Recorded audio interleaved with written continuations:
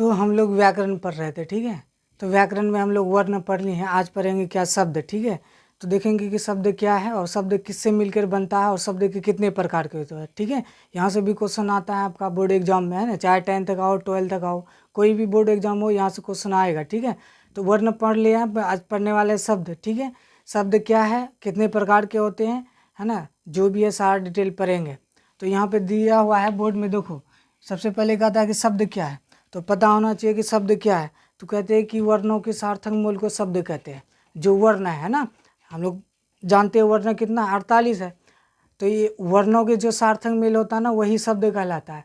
तो शब्द कैसे बनता है, जैसे मैं यहाँ पे लिखे वर्ण कोई, ठीक है, यहाँ पे वर्ण लिखे क्या, अ, जोड़ में क्या लिखे, ज, जोड़ में क्या लिखे, ग, और जोड़ में क्या लिखे, र।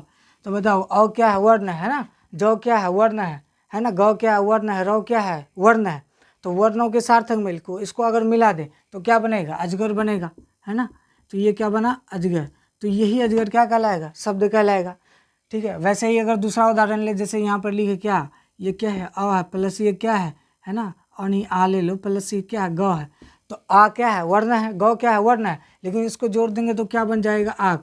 आग क्या हुआ मेरा, ये क्या हो गया, ये शब्द हो गया, ठीक है। तो इसलिए कहते हैं कि वर्णों के सार्थक मेल शब्द है, सार्थक मेल होना चाहिए। जैसे मैं यहाँ लिखे अ जोड़ ग जोड़ र, है ना, ये तो वर्ण है, लेकिन इसको अगर सार्थक मेल से लिखे तो अजगर बना तो शब्द कहलाएगा। लेकिन सार्थक मेल से नहीं लिखेंगे, अगर पहले ज लिख दिए हम, है ना, अगर ज लिख दिए प्लस में अ लिख दिए, फिर अगर ग लिख दिए तब आर लिखे तो क्या बनेगा, ये जगर बन जाएगा ना, तो ये शब्द नहीं कहलाएगा। तो इसीलिए कहते हैं ना, शब्द वही होता है जिसको हम सही ढंग से मतलब लगाते हैं, यानी सार्थक मेल से उसको जोड़ते हैं ना, वही शब्द बनता है। तो ये जान गए कि शब्द वर्णों के सार्थक मेल शब्द होता है। अब यहाँ पे देखेंगे शब्द कितने प्रकार के होते हैं ना, कौन कौन शब्द होता है। तो यहाँ पे बोर्ड में दिया हुआ है, देखो कहता है कि उत्पत्ति के दृष्टि से शब्द 4 प्रकार के होता है। शब्द जानने के बाद ये जानेंगे कि शब्द कितने प्रकार का होता है। तो उस उत्पत्ति के दृष्टि से शब्द 4 प्रकार के होते हैं। अब कौन कौन होता है ये भी जानना है ना। ये क्या होता है, तत्सम होता है, दूसरा क्या होता है, तद्भव होता है, देशज विदेश लिखा हुआ है यहाँ पे देखेंगे। कहता है कि उत्पत्ति की दृष्टि से शब्द के कितने प्रकार है ना। एक तत्सम हो गया, तद्भव हो गया, ये देशज हो गया, विदेशज हो गया। 4 तो जान गए, लेकिन तत्सम कौन से शब्द है, तद्भव क्या है, देशज क्या है, विदेशज क्या है, ये भी जानना, ठीक है। तो यहाँ पे हम सिंपल बोलेंगे तत्सम क्या है, कहते हैं कि संस्कृत में जो भी शब्द है, संस्कृत के मूल शब्द क्या कहलाएगा, तत्सम कहलाएगा, ठीक है।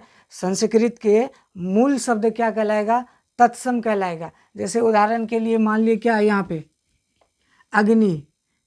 अग्नि क्या है, अग्नि ये एक संस्कृत का शब्द है, ठीक है। तो ये अग्नि क्या कहलाएगा, तत्सम। लेकिन अग्नि को हम लोग क्या बोलते हैं, आग बोलते हैं ना। तो आग मेरा क्या है, तत्सम नहीं कहलाएगा। तत्सम उसी को कहते हैं जो संस्कृत का मूल शब्द होता है, वही क्या कहलाता है, तत्सम कहलाता है, ठीक है। तो यहाँ पे दिए हुआ है कि तत्सम क्या है, हिंदी में संस्कृत की मूल शब्दों को तत्सम कहते हैं। जैसे मैं फल, फल क्या है, फल मेरा क्या है, तत्सम है, ठीक है। ये कहाँ से आया, संस्कृत का शब्द है। पुष्प है ना, पुष्प को हम लोग क्या बोलते हैं, फूल। फूल क्या हो जाएगा, तद्भव, लेकिन तत्सम पर रहे तो तत्सम में पुष्प आएगा। पुष्प एक संस्कृत का शब्द है, वहाँ से लिया गया है ना। जगत है ना, तो जगत क्या है, संस्कृत का शब्द से लिया गया है, तो ये भी क्या है, तत्सम कहलाएगा। पुस्तक, पृथ्वी आदि ये सब क्या कहलाएगा, तत्सम। तो तत्सम समझ गए, वह होता है जो संस्कृत के मूल शब्द से लिया जाता है, या तो संस्कृत के मूल शब्द को ही तत्सम कहते हैं। दूसरा क्या है, तद्भव क्या है, तो तत्सम के जो बिगड़ा हुआ रूप है ना, तद्भव। जैसे हम अभी क्या बोले, यहाँ पर लिखे अग्नि, लिखे अग्नि क्या था, तत्सम था ना। और अग्नि को क्या बोल रहे हैं, आग बोल रहे हैं। आग क्या कहलाएगा, तद्भव कहलाएगा, ठीक है। जैसे क्या होता है, कर्पूर होता है, उसको हम लोग बिगाड़ के क्या बोलते हैं, कपूर बोलते हैं ना, तो वो क्या हो गया, तद्भव हो गया। देखो दिया हुआ है यहाँ पे, कहते हैं कि तत्व क्या है, तत्सम के बिगड़े रूप को तद्भव कहते हैं। जैसे में आग है ना, आग कहाँ से आया, अग्नि से आग बना। अग्नि तो तत्सम था, लेकिन बिगड़ा हुआ रूप उसका आग हो गया, तो आग क्या हो गया, तद्भव हो गया, ठीक है। जैसे कपूर, कपूर क्या है, तद्भव, इसका मतलब तत्सम क्या होगा, कर्पूर होता है। कर्पूर को कपूर पढ़ते हैं, इसीलिए तद्भव हो गया। तत्सम से बिगाड़ दिए, उसको बिगाड़ के बोल रहे हैं, तो इसीलिए तद्भव में आ जाएगा, है ना। कुबरा है ना, कुब्जा को क्या बोल रहे हैं, कुबरा बोल रहे हैं, तो इसका भी बिगाड़ के बोल रहे हैं, तो ये क्या कहलाएगा, तद्भव कहला, है ना। जैसे बुढ़ा बोल गए, बुढ़ा क्या है, तद्भव, लेकिन होता क्या, बूढ़ा होता है। बूढ़ा को बिगाड़ के रूप में बोलेंगे तो बूढ़ा बोलेंगे, तो ये तद्भव कहलाएगा। तो समझ गए, तत्सम क्या कहलाएगा? संस्कृत के मूल शब्द तत्सम कहलाएगा, ठीक है, जो संस्कृत का शब्द है। और तद्भव क्या कहलाएगा? जो संस्कृत का बिगड़ा हुआ रूप होता है, जिसको हम क्या करते हैं, बिगाड़ के बोलते हैं, है ना, जो प्रचलन में है, वो क्या कहलाएगा, है ना, तद्भव कहलाएगा। अब दूसरा तीसरा क्या बचा? देशज। देशज क्या है ना, तो इसका नाम से पता चलता है देशज क्या है?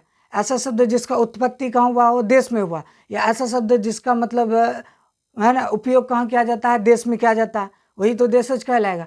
तो यहाँ पर देखेंगे, कहता है कि देशज अपने देश में बोले जाने वाले, है ना, अपना जो देश है यहाँ पर जितने शब्द बोले जाते हैं, तो देश में ही बोले जाने वाले शब्द क्या कहलाएगा?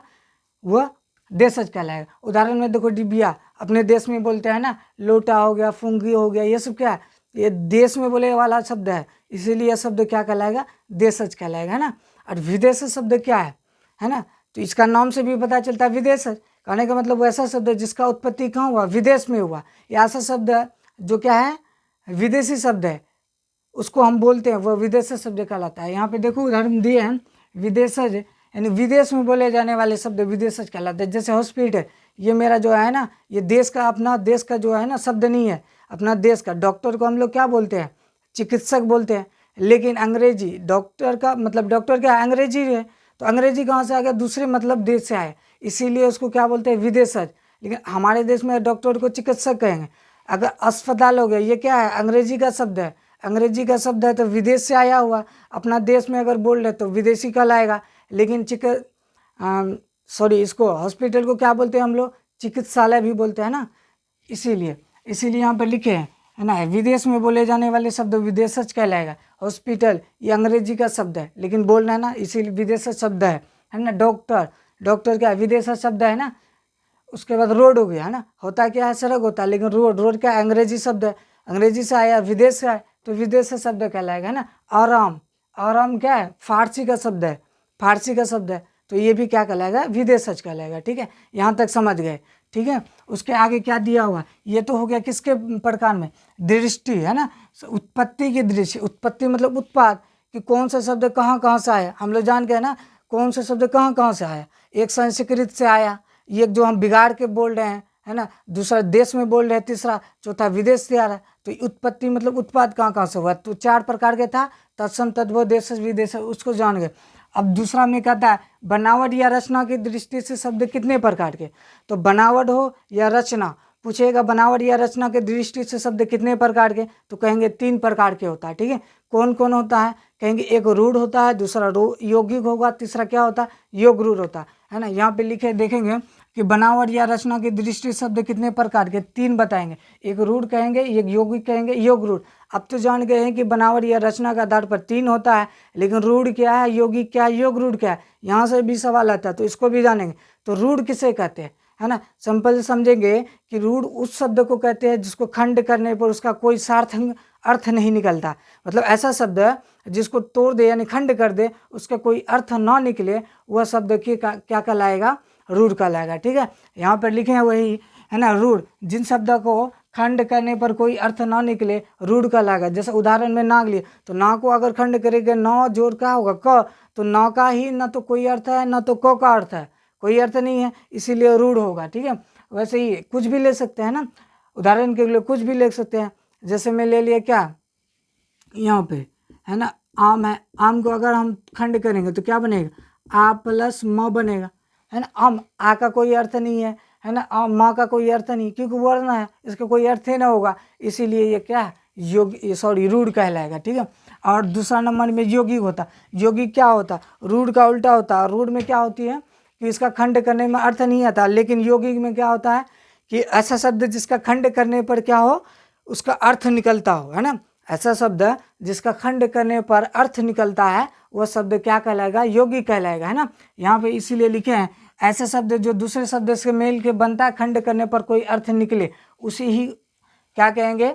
हम लोग यौगिक कहेंगे। जैसे में घुड़सवारी, घुड़सवारी एक शब्द है, ठीक है। अगर इसको तोड़ेंगे तो क्या होगा? घोड़ा प्लस सवारी, घोड़ा का भी अर्थ है, सवारी का भी अर्थ है, तो तोड़े ना, घुड़सवारी को अगर खंड किया, घोड़ा प्लस सवारी, तो घोड़ा का भी अर्थ है और सवारी का भी अर्थ, इसीलिए इसको क्या कहेंगे? यौगिक कहेंगे ना। दूसरा उदाहरण अगर ले, विद्यालय, है ना, विधा जोर आलय होता, तो विद्यालय को खंड करेंगे, विधा का भी अर्थ है ना, आले का भी अर्थ है, तो दोनों का अर्थ है, इसीलिए क्या कहलाएगा, यौगिक कहेगा। ठीक है, तीसरा में दिए हैं क्या, मतलब रूढ़ यौगिक हो गया। योग रूढ़, योग रूढ़ क्या होता है, इसमें यह होता है कि ऐसा शब्द जिसका खंड या टुकड़ा करने पर ये अपना अर्थ छोड़ के विशेष अर्थ रखता है ना, वो अपना अर्थ छोड़ के क्या रखता है, विशेष अर्थ रखता है, उसको क्या कहते हैं हम लोग, योग रूढ़ कहते हैं ना।